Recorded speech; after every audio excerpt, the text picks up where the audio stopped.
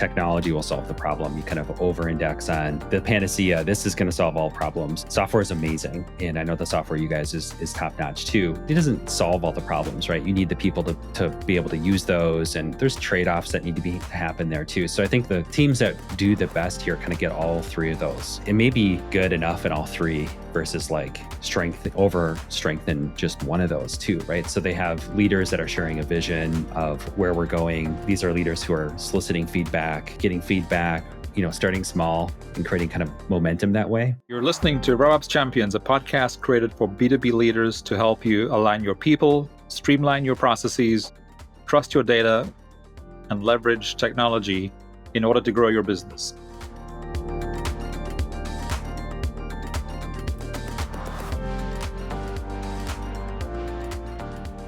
Brendon, it's great to have you on the show. Thanks for having me. When we met a few months ago, we had a really good connection, and I'm sure that you're going to bring a lot of value to our audience. To kick us off, how would you describe what Optimal does? Yeah, I think the common term would be digital marketing, but I think what we really strive to do is what I'd consider as growth marketing, which is we're at this revenue and we want to get to this revenue target. How do we make that happen? And so that's really what we do, is help companies accomplish that mission. Right. So you come in as an extension of their team to help them with their growth initiatives. Yeah, I would say there's like this department that exists at some larger organizations, kind of like it's like underneath the CMO, there's this director of growth, and there's like that growth team. And a lot of companies just don't have the resources to have, that team. So we're kind of that fractional team that kind of comes into play, typically reporting to like a CMO with our engagements. Yeah. Okay, excellent. I think that's really good context. What percentage of your clients do you think, either run a version or think about RevOps as a model in their business with regards to their sort of growth strategy? Yeah. What percentage? I mean, roughly, is it 10%? Yeah. Is it a quarter? Is it Yeah, I would say it's less than 20% are really thinking about it that way, to that level. And I think that's really where we had a fun conversation when we first met each other, is because like we're involved in it somewhat from a different perspective, right? We're helping generate growth, and we're kind of like working with sales teams to understand like, how is this coming into the system and how is it being worked through, and like, oh, that doesn't look right. And so we're giving some suggestions. It's not really our core area of expertise like it is for you guys, but we do touch it, and it's surprising that it's not as well thought out or developed, to be honest with you, at most organizations. Yeah. Well, I mean, and that's part of sort of the goal of this show, RevOps Champions, is really to talk more about RevOps as a model. And you talked about this a little earlier. How do we align the people and the systems and the data, et cetera. And most conversations that we have, whether the guest came onto the show knowing even what RevOps was or knew very little about it, by the end of the show, most people realize that their company is doing 70, 80, 90% of it. It's just they don't call it that. And if we can just leave them with a thought or an idea, like how they can sort of maybe take it just to another level, what could that do to drive their growth? This thought with a lot of businesses that, when you're looking for change, you're looking for this, huge kind of initiatives. But like the most successful companies, the biggest companies out there, they're really just doing a series of 1% improvements over and over again. Yeah. Right. So it's just kind of polishing that and improving that over time. Yeah, that incremental growth is so powerful. So, and then, the other thing I think that we realized, we had in common was, at Optimal, you also have this very data-driven approach to how you provide value to your clients. How does that show up in the alignment between your clients? So you were saying you're typically working with a CMO, but how does that show up in your clients, across marketing, sales, and their customer support teams when it comes to like how their sort of their data driven growth, as it were? So I think the first question that we want to understand when we were working with clients is how the marketing and sales departments are structured. Are they collaborative? Are they separate? Did they report to the same individual?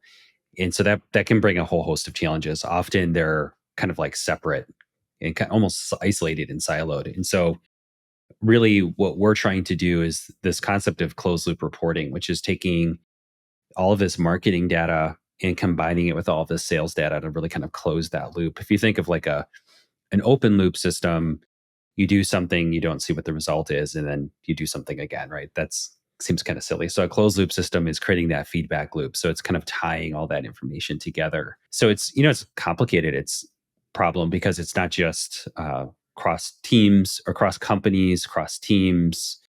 There's different software programs that come into play there.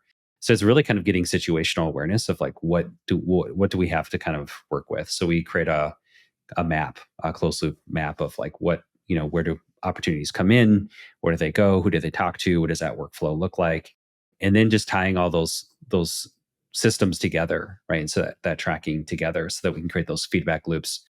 So in a perfect world, we're actually even though we report kind of to the marketing leaders at our organization, we're actually talking with the sales leaders as well and understanding lead quality.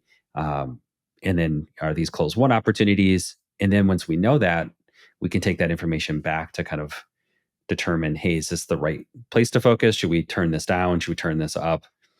And so that's really kind of this continuous process. And would you say, like, when a company reaches out to you for the first time and says, we've heard about the great things that you do, can you help us? Is there anything that would be a deal breaker for you to say, well, actually, I don't think we'd be a good fit because they just don't have that fundamental alignment or whatever it is in place? Yeah, there's that's a good question, Brendon. There's like two core things. One would be, we've had this situation where the marketing and the sales teams are really just kind of almost adversaries. They're not willing to work together. They don't see the bigger vision, so there's no kind of leader kind of leading that bigger vision of how this can be helpful for both of them, really.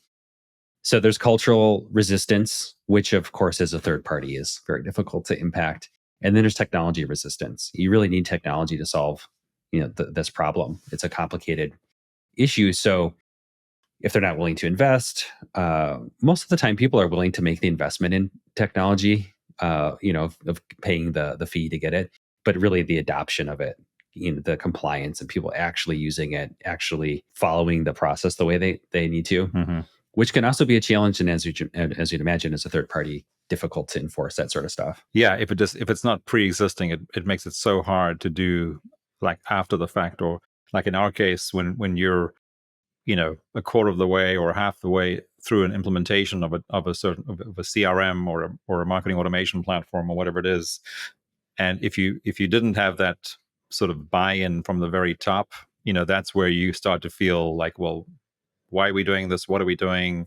And things can fall apart very, very quickly. We figured that out about 5 years ago, that kind of the same thing that you're saying is that if you don't have that sponsorship from the very top, from the leadership, that this is a core initiative of the company so that they can reach their goals, whether it's for the next quarter or for the next year or part of their longer term, growth strategy, then it's just not going to work. You need to have that component for sure, but there's also situations where the leader is saying, hey, we're going to do this and this is what we're going to do and we're going to do it by this date, and the team isn't moving forward either, right? So they really need to be able to cast a vision of how this helps them kind of reach that bigger goal, how this is beneficial for them.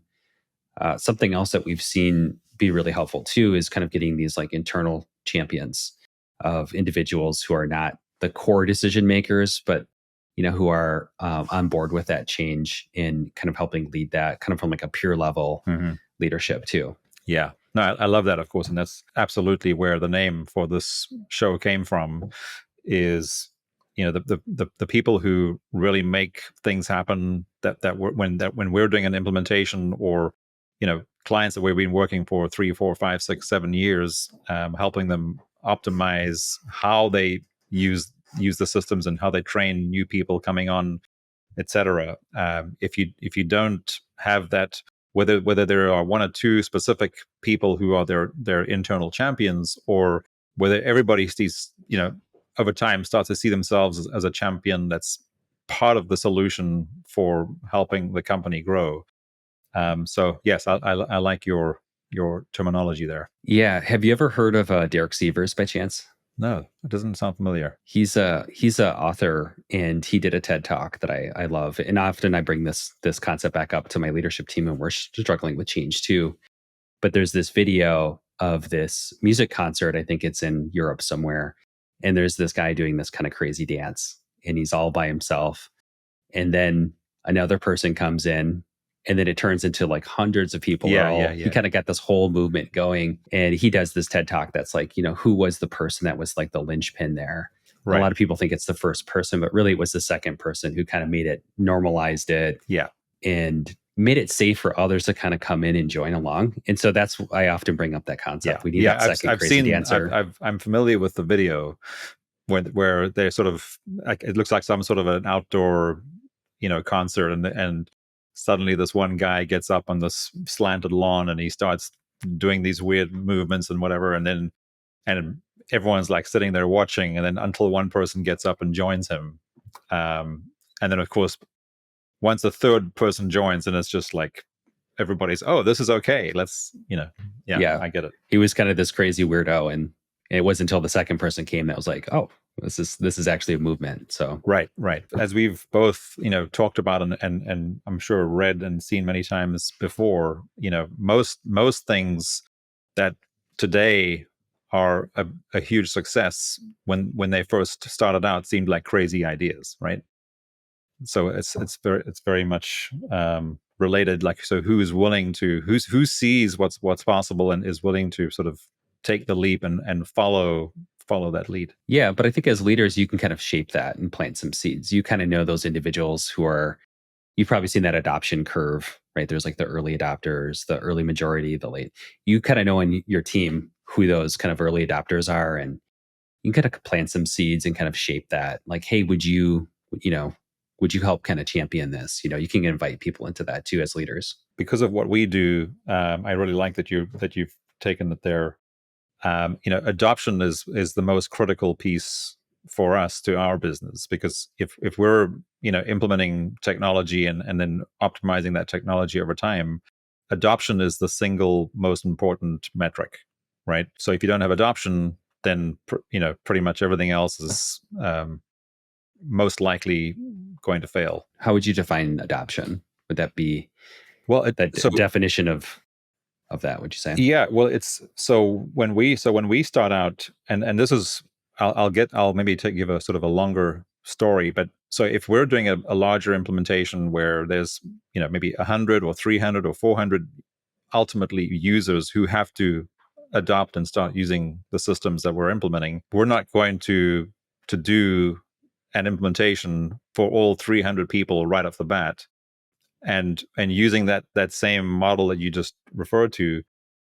What we learned 5 or 6 years ago, again, we learned it the hard way, but we learned that we're going to do a pilot, right? And we ask whoever the leader is that we're working with, so whether it's on the sales team or the marketing team or the customer support service team, we know that there are 200, 300, 400 people who ultimately need to be on and using the system, but all we need is a pilot of 25 to get us started.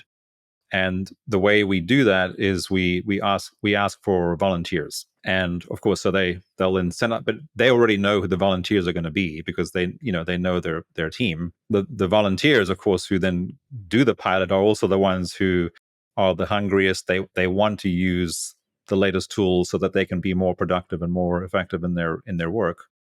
And once they've been onboarded and are using the tool and are seeing the results, everybody else around them who wasn't part of the pilot is like, oh my gosh, I want what they've got.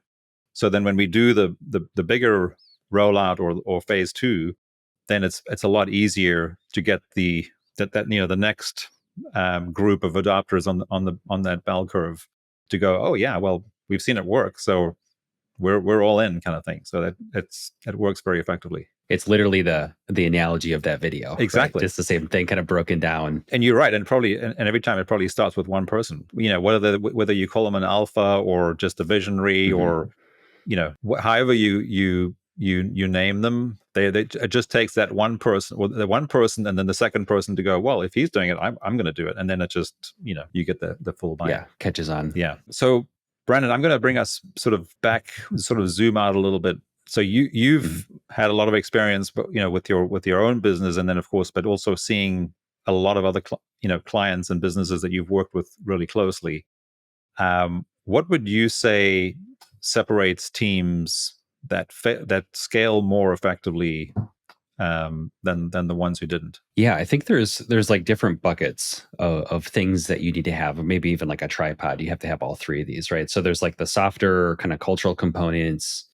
There's the systems and processes, and then there's the technology component. So you got to get all of those right. You can't just have kind of cultural buy-in, but no, tools or processes. And it can't just be process run, and it can't just be. And so if you kind of if you over index on like one of those, it creates lots of issues. Like one common thing we've experienced firsthand, and I'm guilty of this, is, technology will solve the problem. You kind of over index on, the panacea, this is going to solve all problems. And software is amazing, and I know the software you guys is top notch too. It doesn't solve all the problems, right? You need the people to be able to use those, and there's trade-offs that need to be to happen there too. So I think that the teams that do the best here kind of get all three of those right. It may be, good enough in all three versus like strengthen just one of those two, right? So they have leaders that are sharing a vision of where we're going. These are leaders who are soliciting feedback. I think the process you outlined of like change management is great, like starting with a pilot, getting feedback, starting small and creating kind of momentum that way, versus kind of like, let's make this big change really, really quick. One of my favorite books is Essentialism. And a quote that I might have to get tattooed because I fall victim to this is, consistency is better than intensity. It's greater than, right? So like change takes time, right? Big change takes time. So like the cultural component is big. And then, processes, there's things that kind of, and processes are also kind of like the unspoken things too, like the cultural norms of communication and how work's done, how communication is shared, meetings. We've done a lot of work in experimentation with things in like the agile world. So like Scrum, and, really heavy on process there, but that can bring a lot of freedom to help you move forward faster. And then technology, is the thing is, you really want to get that piece right, because the cost, if you think about like getting all the way to that full adoption stage that you were talking about earlier, and then you're like, oh, you know what? We have the wrong software. We got to do this again. So you lose trust. You lose, and the most important thing is you lose this opportunity cost, right? All the time that your team has lost. That's the real big cost. So really doing your due diligence. Is this the right solution? Is this future proof? Will this grow with us to that next stage? And so companies that scale faster, as a client like recently that we're bringing on, and they're fairly small, but they made a significant investment in HubSpot, and they've laid some of that groundwork and that foundation, and they have super ambitious goals. And we know that infrastructure, it doesn't have to be pulled out and replaced, right? We can use that and kind of go to that next level. So that's a vital component too.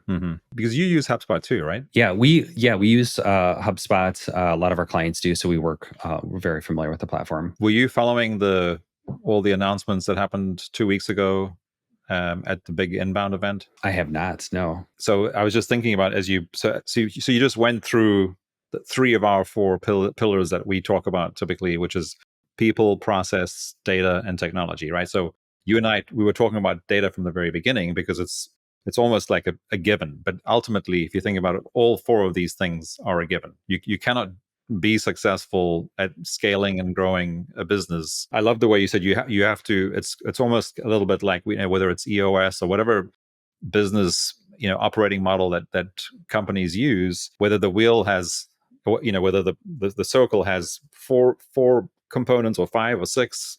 The point is that they all have to be balanced. If you just have one component that's really strong and the others are all weak, then they use the wheel analogy, the wheel won't turn. And people, process, and technology, of course, is a very easy to understand concept that's been around for a long time.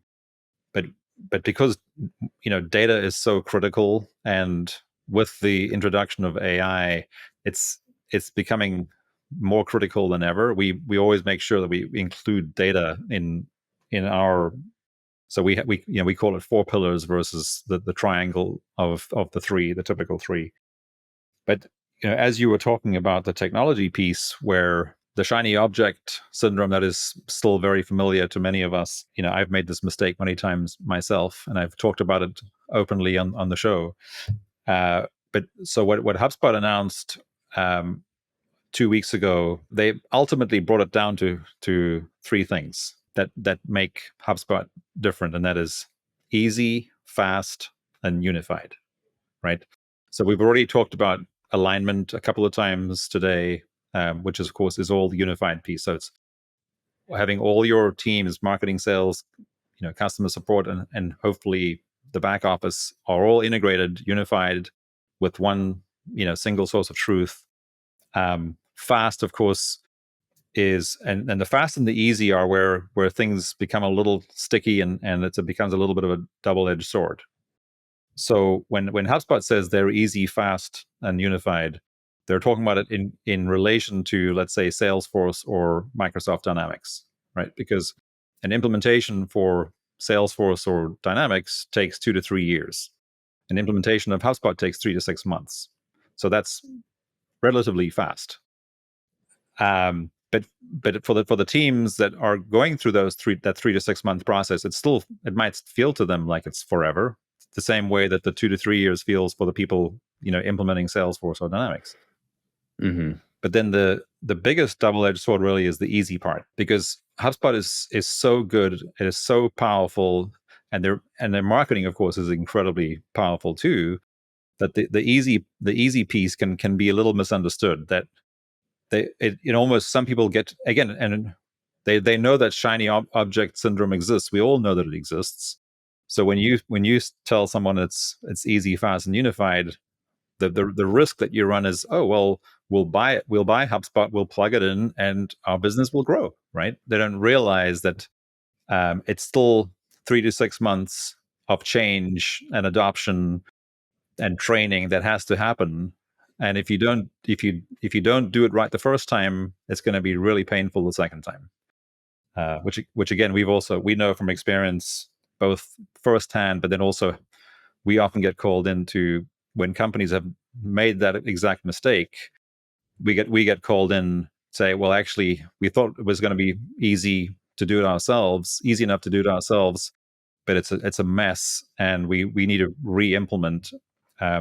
Which of course we're happy to do. It's not the greatest way to start a relationship with a team that you then have to train and convince them that adopting it in a different way is the way to go, but it has to be done. It's like an analogy, New Year's resolutions, or let's say buying a treadmill. Like buying the treadmill is making the decision to invest in software like HubSpot. Creating the workout plan is something totally different, right? So I think there's this. You mentioned the term before, integration. Mm-hmm. Was that the word you used, integration, or was it? You mean like buy-in? Like now, today, mm-hmm. it's adoption, integration, adoption. Yeah. Yeah. Oh yeah, adoption. So I think that's one thing that, and I've actually had a lot of discussions with our leadership team about this too. Is like, we can't confuse these two things. Like there's like 2 components of actually getting something done. The first, we call it shipping. Like it's making the decision. It's getting kind of the first initial work done. And that's typically when people kind of check the box, like, okay, we've done that, let's move on. But you don't really get any value until you integrate it, until you have the adoption. And that is hard and slow. But that's really where the checkbox should be. Kind of that dopamine hit you get when you finish something should be on that stage, not the shipping. We started kind of viewing the initiatives that we take on in those 2 different lenses. Like, how long is this going to take us to ship? Kind of internally build it or make a decision or make an investment. But what's the integration phase look like? And are we doing too many of those at once? Which I guess could be another component to scalability, is that like there just could be too many things going on at the same time. And so it's hard to kind of, this like slow is steady. What is that saying? Have you heard that? It's like a Yes. Navy SEALs saying. Yeah. Slow is steady, steady is smooth is fast. Yeah, something like that. There's so many of those that of course we talk about here at Dynamico every week. There's some version of that. And again, but you and I, we met at Strategic Coach, which of course is where people who struggle with those things get together, right? We, like most entrepreneurs, in my very first session at Strategic Coach, I learned that entrepreneurs don't have unrealistic goals; they just have unrealistic timelines. Absolutely, And it's the same thing on repeat. Every week for teams that are working in entrepreneurial companies, where if we as the leaders don't specify what the time frame is, then everybody thinks it has to be done today or this week. In most cases, it's not realistic. So adding that time frame is so critical. I'm curious, when you work with a client, you're doing an implementation. Do you ask them kind of what their expectation is for, just to kind of get their gauge of like what that should be? Because that's actually one of the things that we've started to ask too, is like, what's that time horizon that you're looking at? Like, how far out in the future are you thinking about, and what are you focused on? Right? Are we looking at like a month out? That's very different than talking to an organization that's like, we're looking a year plus out, right? So there's totally different kind of cultural perspectives on that question, and it really changes quite a bit, right? It does, and which is really interesting. Sort of going back to the very. This difference between these different CRM systems has existed for almost 10 years, but 2 weeks ago it became much more front and center from a differentiated perspective for HubSpot. So if it takes you 3 to 6 months to implement a hub of HubSpots, whether it's Marketing Hub, Sales Hub, Service Hub, or maybe even two or all three of those, you would expect to start seeing results at least by the end of the implementation of 3 to 6 months. For us, the goal is always to build in as many quick wins throughout the process as we can, because there are certain things that you can see very early on, and it's different in every business, right? Because as they're sharing with us what their biggest obstacles or gaps are, we make sure that if there's a way for us to address those early on in the implementation and in the process, we'll do that. Obviously, other things you have to wait until everything is up and running before you can start seeing a return. And that of course becomes really attractive when you know, because the other thing that's happened in the last couple of years is now, because HubSpot's product has become so powerful for these mid-market companies of 100 to 2,000 employees, which before was always the territory of Salesforce and Dynamics. If the leaders who are having to make this decision now, or in more and more cases are deciding to leave Salesforce or Dynamics to move to something that's easier and more unified, they're saying, oh, well, this is going to take us 2 to 3 years, and we're saying, no, this might take 3 to 6 months. But that's really how we think about when the ROI will begin, at the latest, right? Yeah. But again, it really does differ from company to company, depending on where they're at, where they're trying to get to, and what their biggest gaps or obstacles are, or what they were used to previously. Correct. Yeah.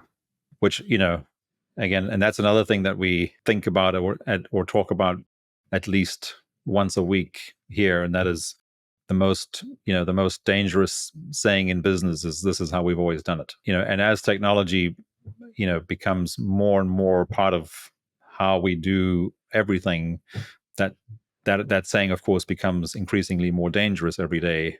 If that is the culture or the mindset in an organization where, well, we've done it like this for the last 20, 30, 40, 50 years, whatever, it's like, yeah, well, but we also have heard the saying, what got you here isn't going to get you to where you're going, kind of thing.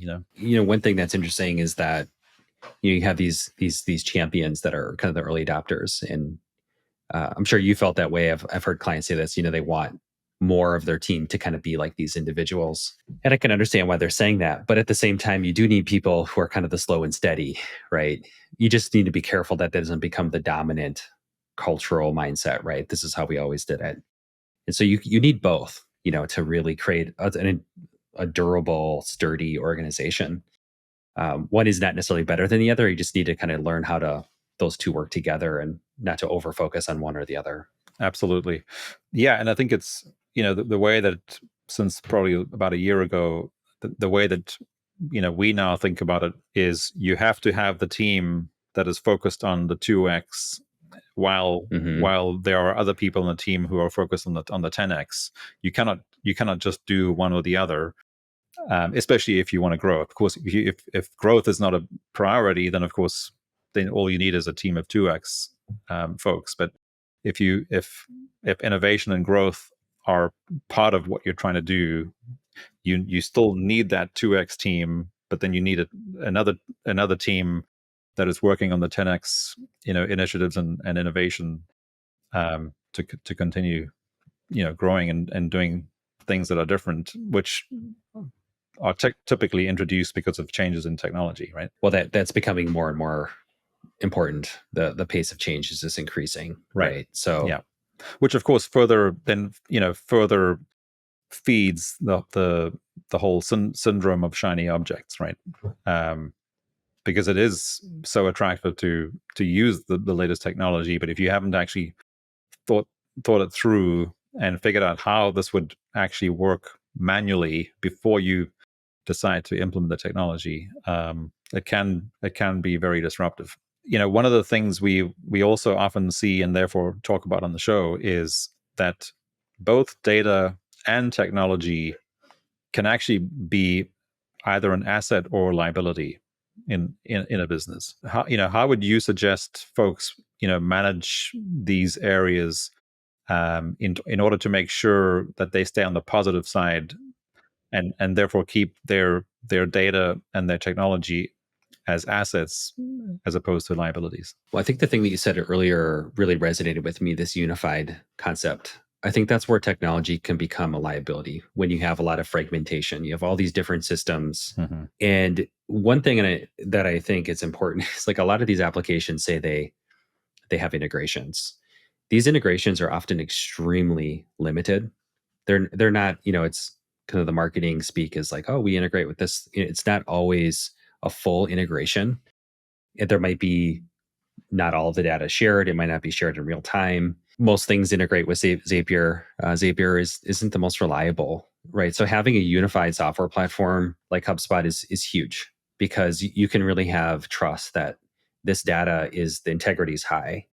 So I think you can have a lot of technology debt where you have a lot of different tools that don't work together.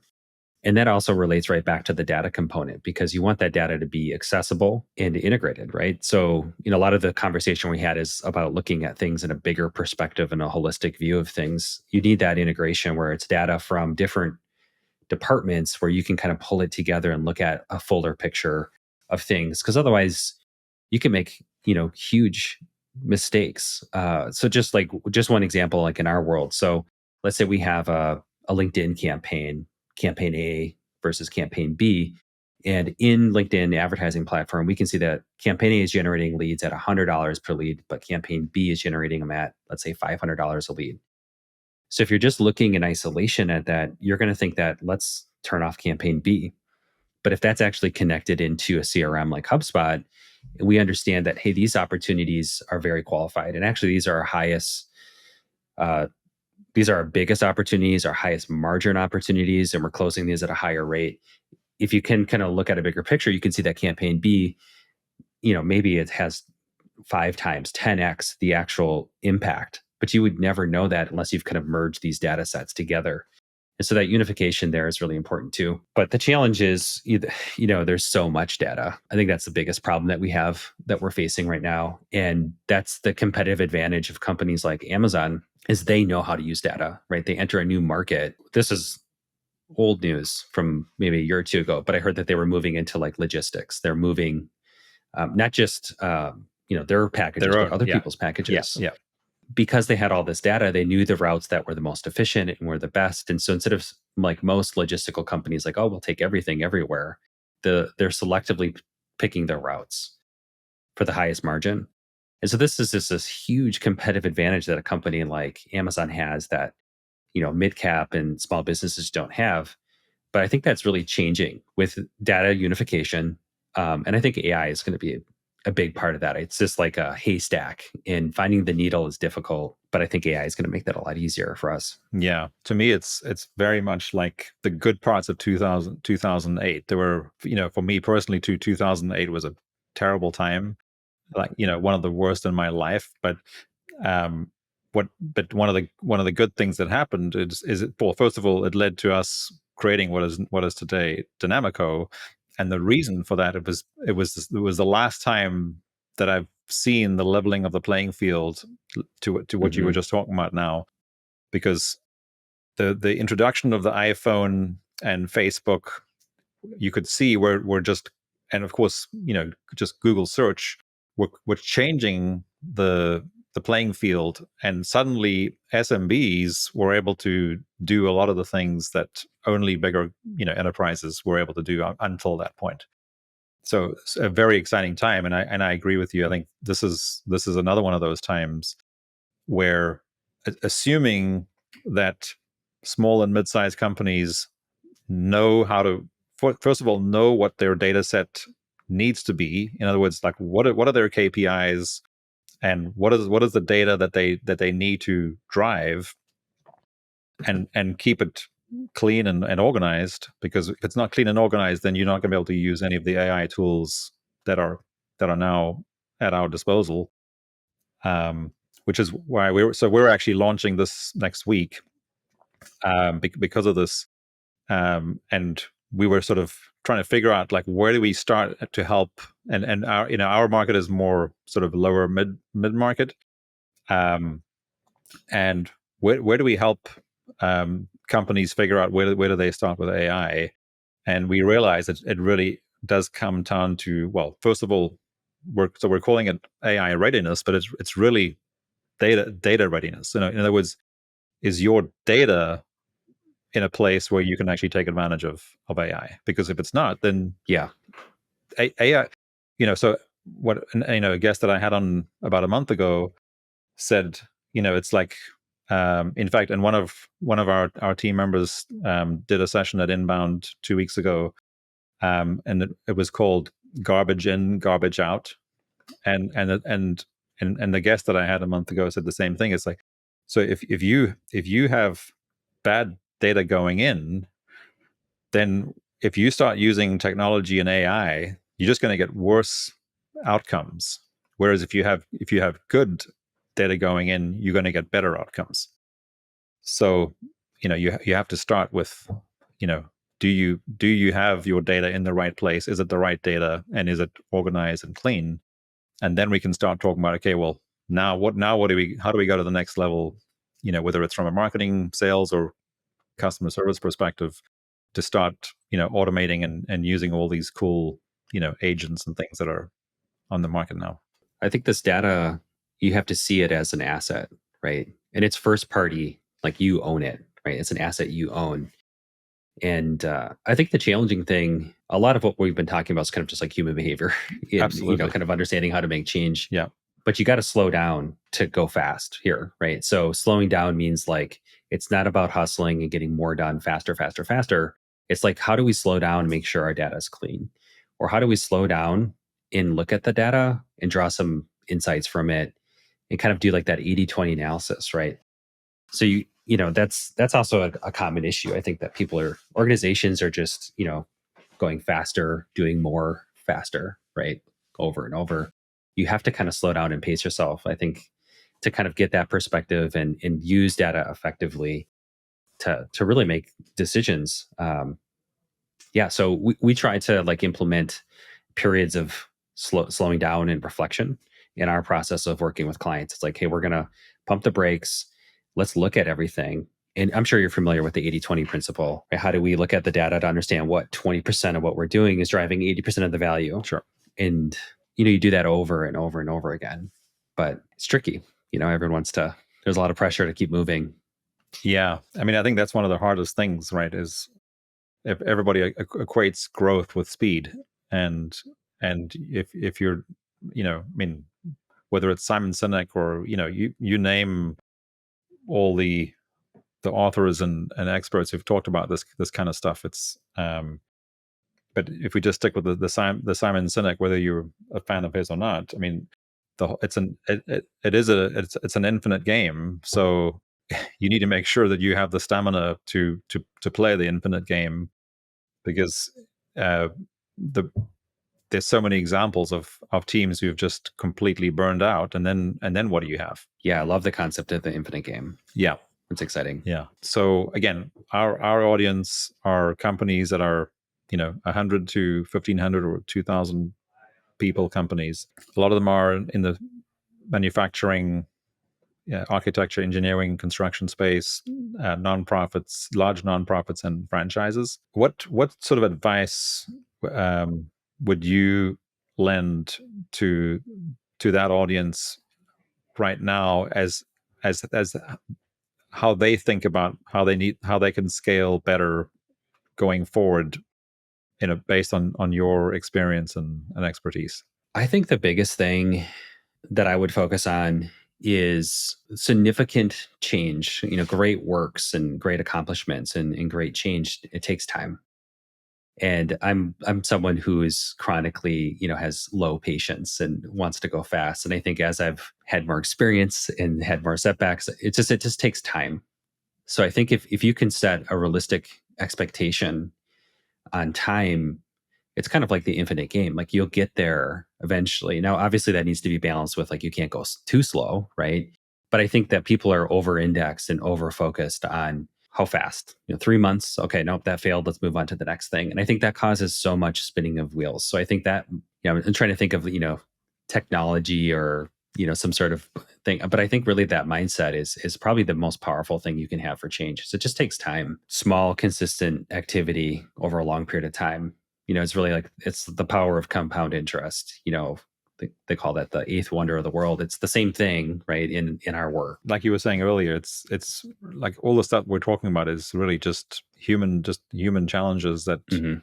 that have existed forever and will continue to exist forever. And it probably comes down to what you were saying at the very beginning, which is, the sort of the bookends of this are, do you have the leadership and the soft aspects of a business taken care of, which Mhm. includes giving your team and your people the permission to slow down for long enough, and you know like we've talked about in the past, the importance of measuring backwards, right? Versus always like, what's next. It's pausing, stopping, saying, okay, well, so what did we achieve in the last 90 days? What did we achieve in the last year? And you know because we forget how powerful it is to see what we have achieved. Gives us the confidence and the capability to, of course, take on the next 90 days or the next year. But I think, to your point, I totally agree, is you're doing that, one day and 1 week at a time. You're not, because again, the mindset is so critical, but the human brain can only really think about 90 days at a time at best. Right. Yeah. And then, of course, we're that much more productive when we can do things 1 week at a time, and then just make sure we're knocking things off, one day at a time. And then the next thing at the end of the 90 days, like we just had our quarterly planning last Friday, and when you, which of course is when you take that moment to look back and you say, wow, that's, we were so concerned about all the things we still had to do, because especially after just getting back from inbound and all this incredible opportunity around AI, and knowing that we have to get on it. But it's so important to look at what we did achieve, in the last 90 days, and then the last 12 months compared to the previous 12 months, or the first 9 months of this year compared to the first 9 months of last year. those are all the things that, it's really important to our sanity and to our energy, to keep Absolutely, going. Yeah, and to ensure that you're moving in the right direction. Moving in the right direction slowly is better than running enthusiastically in the wrong direction. So it kind of gives you that compass. So Exactly. yeah, I think those are, those rhythms of like introducing those into the organization, those periods of reflection and realignment, and then, bursting forward, which is really why I like the concept of Scrum so much. I don't know if you're familiar with Agile and Yeah, Scrum, yeah. but it's really kind of baked into it, right? They call it a sprint. You're moving really, really fast, and then you stop and you kind of get awareness of where you're at, what's working, what's not working, recalibrate, and you sprint again. So it's that, that burst of energy and slow down, burst of energy, slow down, which is better than, go, go, go, go, go, because, you'll burn out, you'll go in the wrong direction. Again, you and I have talked about a couple of these, because of course we've all had them. You and I have had them, and everyone on the call, or who's listening to this podcast, at some point in the future has had challenges and struggles. But also, most of us will resonate with the fact that in most cases, every challenge and struggle that we had was worth it in the end, because it was part of something that we knew that we needed to do to get to where we were going, right? What were some of the greatest outcomes or success stories that just one that you could share with us, which was really, really hard while you were doing it, but incredibly rewarding when it was done?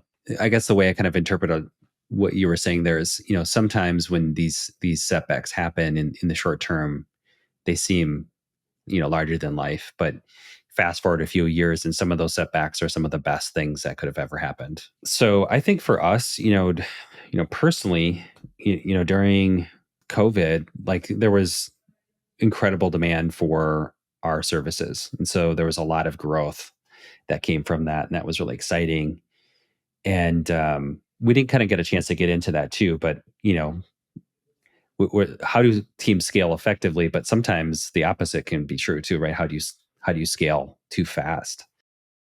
And what are some heuristics or ways you can help prevent, unregulated or unhealthy growth, right? It's in the body, that's cancer. Mhm. So you want healthy growth. Mm-hmm.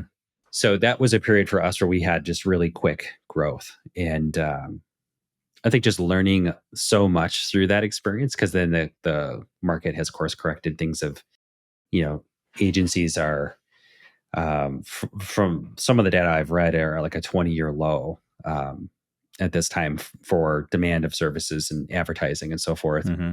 So just having to kind of course correct that, that was a really scary experience and painful one. But ultimately, we're a much stronger organization now than we were then. And, we've worked on just how do we organize the team? How do we deliver more value for our clients? Just really kind of focusing on the essentials in making sure we have that right so that we're ready to grow again. So I don't know if that fully answers your question, but that's the first thing that kind of comes to mind. Yeah, I didn't have any preconceived ideas, but I can definitely resonate with that one. And for us, what made that period that much more painful was, I think I shared with you that we actually started originally 15 years ago. We started as a digital marketing agency. 5 or 6 years ago, as HubSpot was becoming more and more powerful and more cross-functional, we felt we got to a point where we needed to make a choice. Where do we become experts at implementing and integrating the technology with all the other technologies that our clients use, or do we continue to be experts in marketing? We made the choice to pivot to technology implementation and integration. What we hadn't thought through all the way was that the same amazing people that we had, who were some of the most incredible marketers, that they might not be interested in in suddenly becoming technologists. So, and then making that change and then having to go through that change during COVID, was incredibly painful.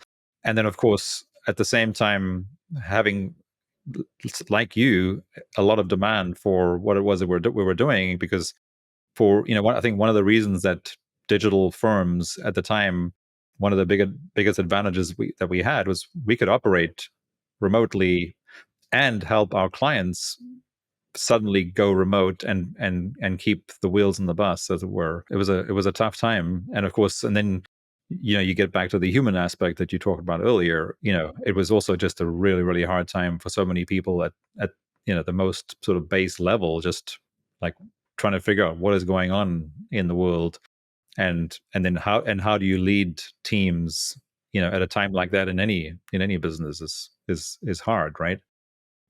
So, but to your point, it all looking back, it was absolutely the right thing to do, and we're stronger for it. But you have to go through the hard times sometimes to get to where you're going. Absolutely. Yeah, it's all part of the growth. Brendon, thank you so much for being on the show. Do you have any last thoughts that you'd like to share? I think we covered a lot of ground here, and maybe kind of went in some different directions than maybe you thought we would. But I just think that the human component of this, I think, is the part that really fascinates me, and the part I'm a student of in learning. So that was a lot of fun having that conversation. Yeah, no, it was, and I guess I thank you also for the validation. So we launched our new website last week, and it actually the first thing you see on our website is aligning people and technology, which is ultimately what we talked about here today, right? It's on the one end, it's you have the soft challenges, which are the hard challenges, the people, and on the other hand, you have the technology, which also has the challenges of shiny object syndrome, but then connecting those two and aligning them and integrating them through your processes and your data. So thanks again so much for joining me today. Yeah, absolutely. Thanks, Brendon.